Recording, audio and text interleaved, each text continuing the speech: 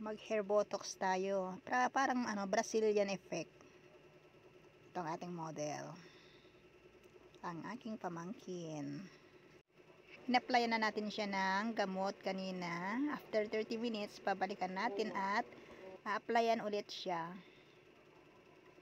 Yan, a-applyan natin ng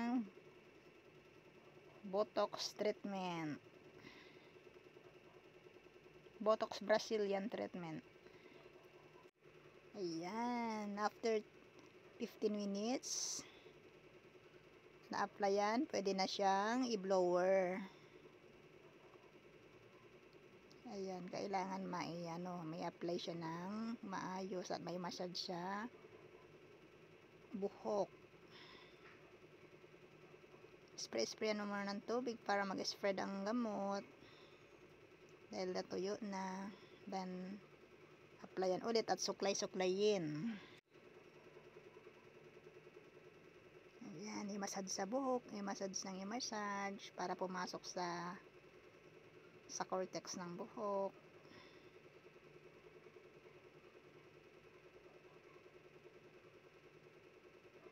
Ayan. Concentrate natin sa dry hair doon sa dulo.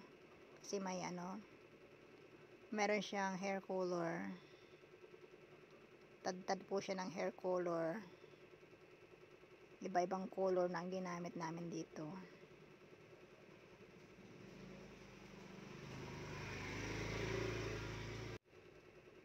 Ayan, after 15 minutes, i-blower na siya.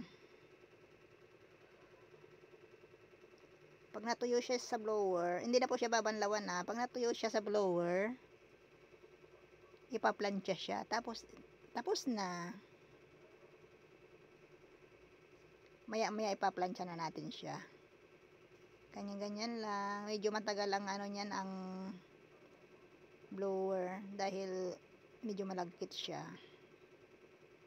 Tapos ito, nagpaplansya na tayo.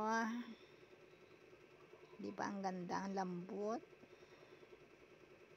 After 3 days pa ito bago banlawan para